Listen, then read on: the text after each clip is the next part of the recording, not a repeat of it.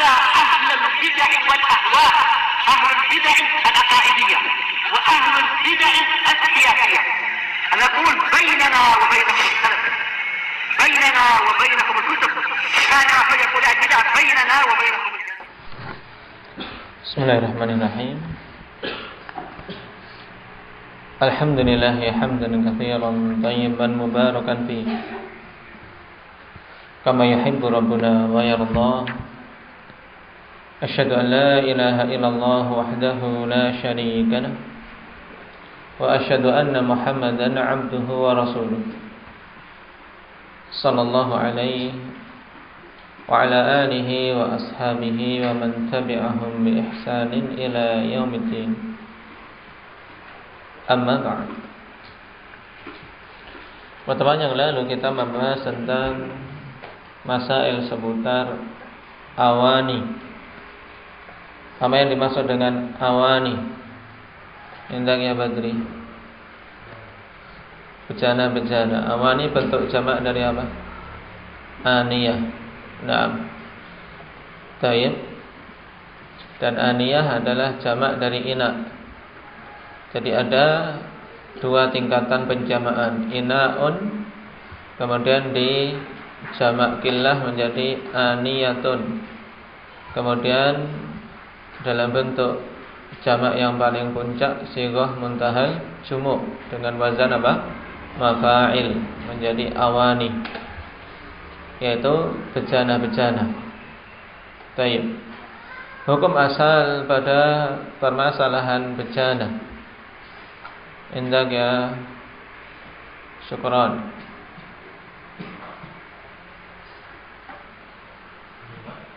Yaitu pada asalnya kita semua diperbolehkan menggunakan bejana dari semua bahan. Baik, ini hukum asalnya.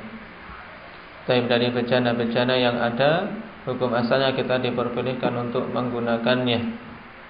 Baik itu dari batu, dari tanah, dari besi, dari plastik dan seterusnya. Dikecualikan dari hukum asal ini apa? Indak ya Mujahid. Yaitu bejana yang terbuat dari emas atau perak. Taib. Bejana yang terbuat dari emas atau perak tidak diperbolehkan untuk seorang makan menggunakannya atau minum menggunakannya atau juga berwudu menggunakannya dan penggunaan yang lain. Taib. Dalil untuk masalah ini apa? Indah ya Iqbal. Hadits Hudzaifah bin al-Yaman.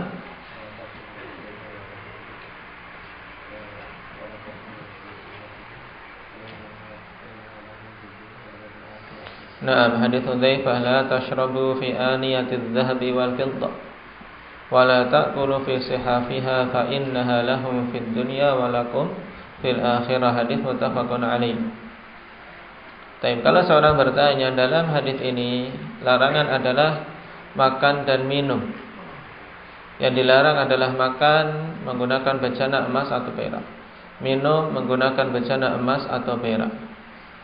Lalu dari mana kita mengambil istimbat dilarangnya berwudu dari bejana yang terbuat dari emas dan perak? Indak ya Hudzaifah. Dengan kias. Karena yang diinginkan dari akal, dari makan dan minum adalah penggunaan bejana tersebut untuk memenuhi kebutuhan kita. Maka dikiaskan terhadap makan dan minum adalah penggunaan lain seperti berwudu, mandi dan yang semisalnya.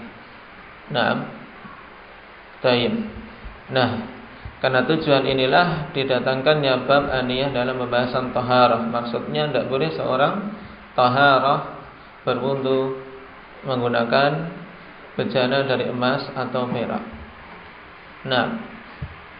Kemudian kita mengambil kemarin pembahasan diperbolehkannya penggunaan yang sedikit khusus untuk perak. Adapun penggunaan emas sebagai bejana maka tidak boleh pada semua kondisinya, baik sedikit atau banyak. Adapun untuk perak, di sana ada kondisi yang diperbolehkan. Kondisi apa itu, Tariq? Nah, yaitu kondisi tadbib, yaitu untuk menyambung bejana lain yang pecah, bejana atau mangkok yang pecah kemudian disambung menggunakan perak, maka ini diperbolehkan dengan syarat tadi. Nah, sedikit jumlahnya dan memang untuk kebutuhan. Tapi kalau jumlahnya banyak ya tidak boleh, kembali ke hukum asalnya.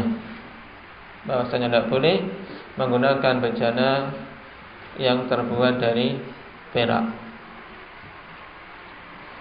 Dan sebagai tambahan faedah, akhwan, adapun untuk selain bejana, penggunaan emas dan perak misalnya sebagai perhiasan, nah, atau sebagai mata uang, maka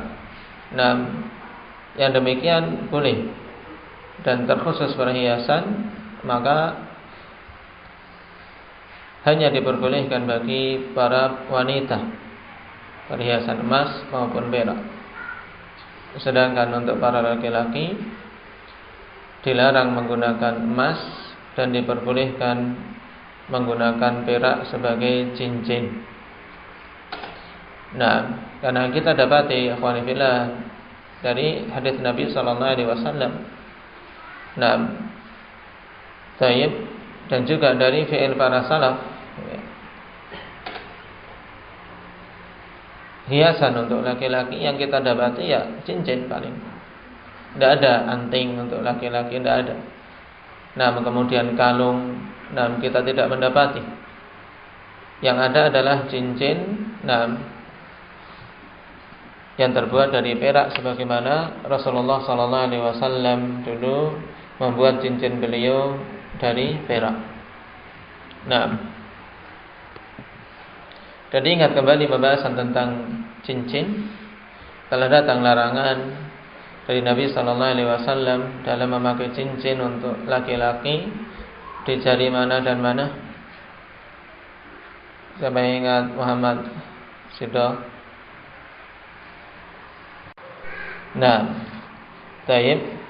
Nabi sallallahu alaihi wasallam akan melarang untuk seorang laki-laki memakai cincin pada apa? Pada jari tengah dan yang sebelumnya, yaitu jari telunjuk. Maka bagi para laki yang memakai cincin dari perak, maka jangan dipakai di jari tengah atau di jari telunjuk. Nah, pakai di khinsir atau binsir. Khinsir, yang dikenal dengan jari manis. Baik. Adapun para wanita boleh pada semua jarinya untuk dipakaikan cincin, bahkan semuanya mau diisi cincin silahkan. Karena memang asal pada wanita adalah mereka untuk berhias. Jadi diperbolehkan emas, perak atau bentuk-bentuk perhiasan yang lain. Baik. Dan terakhir pembahasan tentang bejana orang kafir. Bagaimana kesimpulan pembahasan ini? Hendak ya Zaki. Untuk bejana orang kafir bagaimana? Boleh digunakan atau tidak? Tidak boleh, berarti dipecah saja. Bagaimana ini? Nah, kesimpulannya dalam pembahasan ini diperbolehkan menggunakan bejana orang-orang kafir selama tidak diketahui kenajisannya. Nah, kemudian apabila diketahui kenajisannya karena sebelum itu digunakan untuk wadah yang najis, misalnya, maka sebelum menggunakannya wajib untuk dicuci terlebih dahulu. Dalil menunjukkan bolehnya memakai bejana orang kafir yaitu kisah Nabi sallallahu alaihi wasallam yang minum dari mazadah seorang wanita musyrikah. Dari kirbah, yaitu dari gentong seorang wanita yang musyrik. Kita lanjutkan. Tapi sekarang kita masuk pada bab berikutnya babul istinja wa adabi qada'il hajah. Bab terkait istinja dan adab buang hajah. Yang pembahasan ini ikhwanifillah termasuk di antara pembahasan yang menunjukkan kesempurnaan agama kita. Karena pada perkara yang banyak diremehkan oleh manusia, bahkan terkadang manusia enggan untuk membicarakannya, ternyata di dalam syariat kita diberi tatanan dan diberi bimbingan dengan begitu lengkapnya. Maka jenazah seorang muslim dalam belajar yang seperti ini mempelajarinya dengan penuh kebanggaan dan kesyukuran atas keislamannya. Nah, atas kesempurnaan agama Allah Subhanahu wa taala yang kita diberi hidayah untuk bisa menganutnya. Perhatikan catatan nomor 1. Al-istinja'u huwa tadhiru mahallin najasati minas sabilain. Yang dimaksud dengan istinja yaitu mensucikan tempat najis dari kedua jalan keluarnya najis. Nah, jadi tadhiru mahallin najasah, mensucikan tempat najis dari dua jalan keluarnya najis, yaitu jalan depan kubul, dan jalan belakang dubur.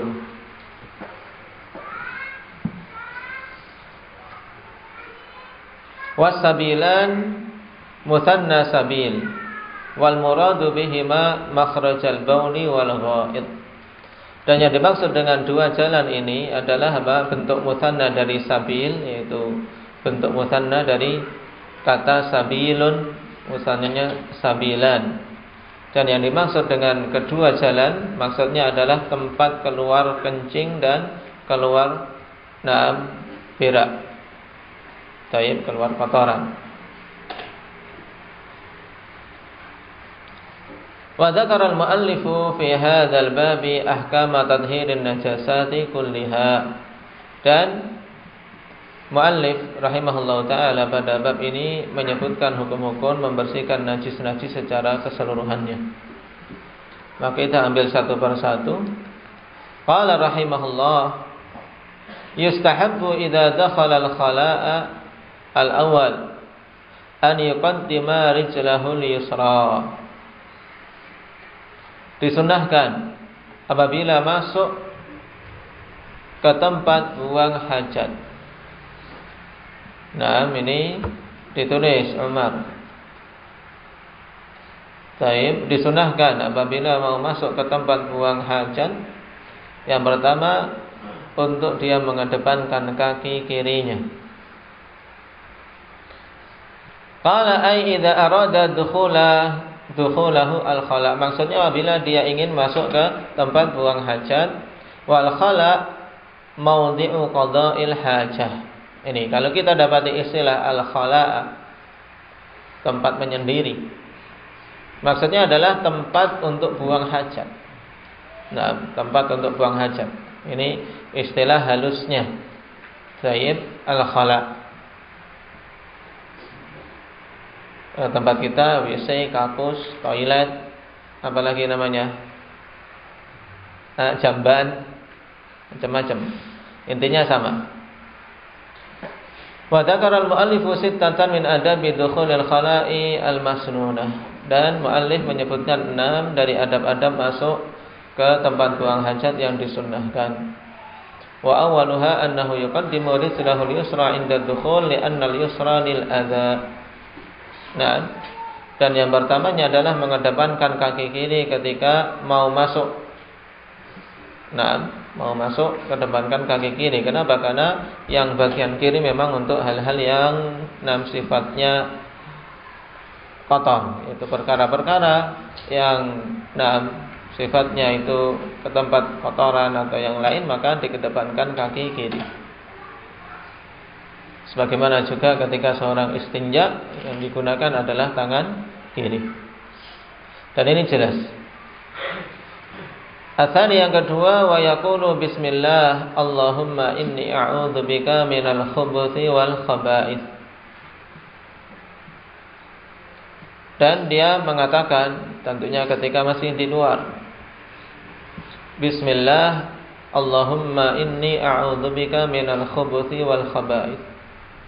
Dengan menyebut nama Allah, aku meminta perlindungan kepadamu ya Allah dari al-khubuth, yaitu syaitan dari kalangan laki-lakinya, wal khaba'ith, yaitu syaitan dari kalangan perempuannya.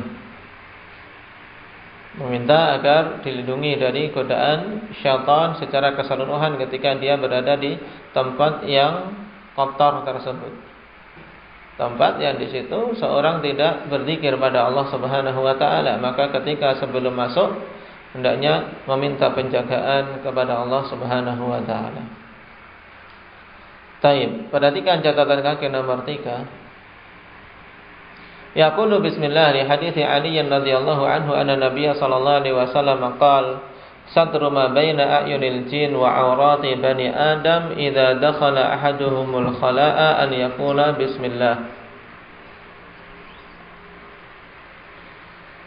Adapun untuk bacaan bismillah, maka ini berdasarkan hadits Ali radhiyallahu anhu bahwasanya Nabi sallallahu alaihi wasallam bersabda, penutup sitar, ya, sebagai penutup antara mata-mata para jin dan aurat Bani Adam, yaitu apabila salah seorang di antara mereka masuk ke tempat buang hajat untuk mengucapkan bismillah.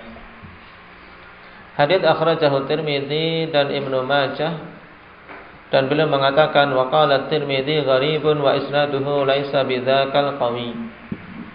Imam Tirmidzi mengatakan bahwasanya hadis ini gharib dan sanadnya tidak begitu kuat. Dan memang ikhwan, untuk penambahan bismillah, maka riwayat ini riwayat yang lemah, sehingga seseorang ketika mau masuk ke hammam maka mencukupkan dengan bacaan yang datang dalam riwayat yang sahih, riwayat yang kedua ini dalam Sahih Bukhari dan Muslim, yaitu langsung membaca Allahumma inni a'udzubika minal khubuthi wal khaba'ith. Wa yaqul Allahumma inni a'udzubika minal khubuthi wal khaba'ith. Li hadithi Anas radhiyallahu anhu qala kana Nabi sallallahu alaihi wasallam idza dakhala al-khala'a qala Allahumma inni a'udzubika minal khubuthi wal khaba'ith. Hadits akhrajahu al-Bukhari wa Muslim. Dan ini insyaallah semuanya sudah menghafalnya. Dan hendaknya diamalkan, jangan sampai cuman langsung masuk lari tanpa membaca doa. Karena tempat ini akhwan, tempat yang sangat disukai oleh syaitan. Ya, hammamat, tempat buang air, tempat buang hajat, merupakan tempat yang sangat disukai oleh syaitan, tempat-tempat yang kotor. Makanya, di situ kita butuh perlindungan dari Allah Subhanahu wa taala sebelum kita masuk ke dalamnya. Wal khubuth bidhammil ba, ini caranya membacanya khubuth, ya, bukan khubuth, bukan khubthu, tapi al-khubuth dengan mendhammah ba-nya. Bentuk jamak dari khabithun. Wal khaba'ith jam'u khabithah. Yakni yang dimaksud adalah dzukranu syayatin wa inathuhum, yaitu syaitan-syaitan yang laki-laki dan syaitan-syaitan perempuannya.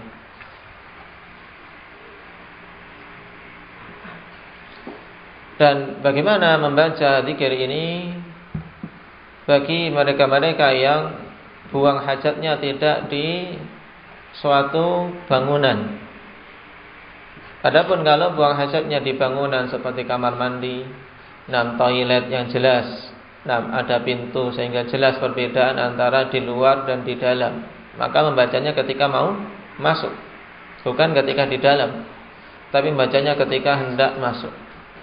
Adapun apabila buang hajatnya di luar, misalnya dia sedang berjalan-jalan di pegunungan atau safar di tempat yang tidak didapati toilet umum misalnya, mencari semak-semak untuk buang air, maka kapan dia membacanya?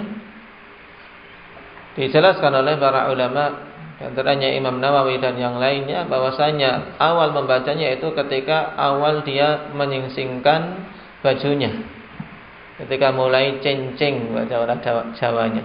Kalau dia pakai sarung atau pakai jubah atau pakai celana, dia mulai apa? Nah, mau membuka. Nah, maka di situ apa? Dia membaca doa. Mulai mengangkat bajunya. Di situ mulai membaca. Baik. At-tsalits, adab yang ketiga, wa idza kharaja minhu qaddama rijlahu al-yumna. Kemudian apabila dia keluar dari tempat buang hajat, dia dahulukan kaki kanannya. Perhatikan catatan kaki nomor 4. Idza kharaja minal khala'i qaddama rijlahu al-yumna li'umumi hadits Aisyah radhiyallahu anha qalat kana an-nabiy sallallahu alaihi wasallam yu'jibuhu at-tayammun fi tana'ulihi wa tarajjulihi wa tahurihi wa fi sya'nihi kullih, akhrajahu al-Bukhari wa Muslim. Ini apabila keluar dari tempat buang hajat, maka dia kedepankan kaki kanannya berdasarkan keumuman hadis Aisyah radhiyallahu anha dalam Sahih Bukhari dan Muslim. Adalah dulu Nabi sallallahu alaihi wasallam menyukai untuk mengedepankan yang kanan ketika memakai sendal, ketika bersisir, ketika bersuci, dan pada semua keadaannya. Nah, tayyib. Wa qala ghufranaka alhamdulillahilladzi adhaba 'annil adza wa 'afani.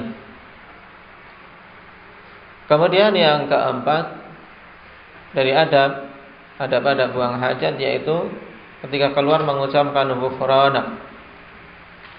Untuk bacaan ghufranak li hadits Aisyah radhiyallahu anha anna Nabiy sallallahu alaihi wasallam kana idza kharaja min al-gha'id qala ghufranak, akhrajahu Abu Dawud wa Tirmidzi wa Ibnu Majah. Wa qala Tirmidzi hasanun gharib. Nah, dan telah kita lewati ya kawan dalam pembahasan azkar, demikian pula dalam pembahasan istidlal. Untuk hadis tentang bacaan ghufranaka ini terjadi khilaf yang cukup kuat di kalangan para ulama hadis terkait hukum dan derajatnya. Nah, karena hadis ini berporos pada seorang perawi yang bernama siapa? Pada hadis ghufranaka, perawi yang bernama siapa? Indak.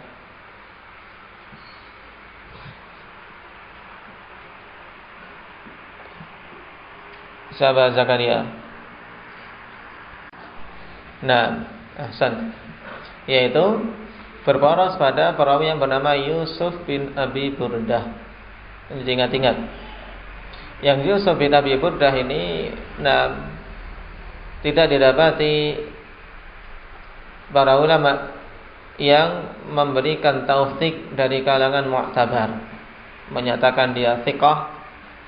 Tidak didapati kecuali dari deretan yang dikenal dengan tasahulnya, dengan bermudah-mudahannya memberikan taufik. Maka kondisi seperti ini dimasukkan dalam deretan majhul hal. Yusuf bin Abi Burdah dimasukkan dalam deretan majhul hal. Karena itulah Syekh Muqbil rahimahullah ta'ala mengkategorikan hadis ghufranaka ini dalam kategori hadis dhaif. Demikian pula Syekhuna Yahya hafizahullah ta'ala, beliau tidak memasukkan hadis ini dalam kitab beliau Al-Ikhtiyar, karena keberadaan perawi yang bernama siapa tadi? Yusuf bin Abi Burdah. Nah, taib. Adapun tambahan alhamdulillahilladzi adhaba 'annil adza wa 'afani, segala puji bagi Allah yang telah menghilangkan dariku kotoran dan memberikan kesehatan kepadaku. Perhatikan catatan kaki. Wa amma qaulu alhamdulillah dan seterusnya, fa fihi haditsun dhaif. Ya, padanya hadis dhaif. Wa huwa haditsu Anas radhiyallahu anhu qala kana an-nabi sallallahu alaihi wasallam idza kharaja minal khala qala alhamdulillahilladzi adhaba 'anni al-adza wa 'afani.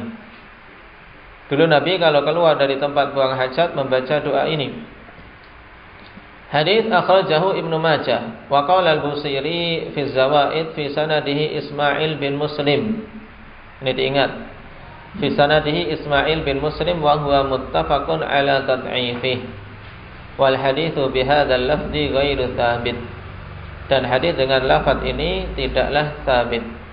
Nah, berarti tambahan alhamdulillahilladzi adhaba 'anil adza wa 'afani jelas kedhaifannya karena Ismail bin Muslim disepakati kedhaifannya.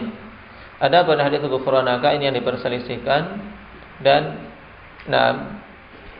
condong untuk perawi yang bernama Yusuf bin Abi Burdah masuk kategori apa tadi? Majhul hal.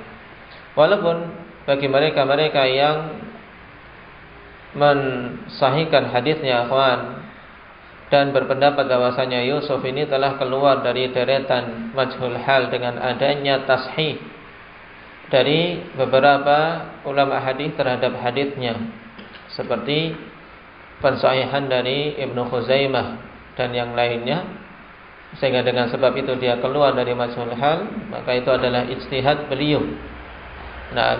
Ijtihad beliau dan tidak diingkari. Baik. Barakallahu fikum, kita ambil 4 dulu dari adab yang disebutkan oleh Imam As-Sa'di rahimahullahu taala. Naktabi bihadza walhamdulillahi rabbil alamin.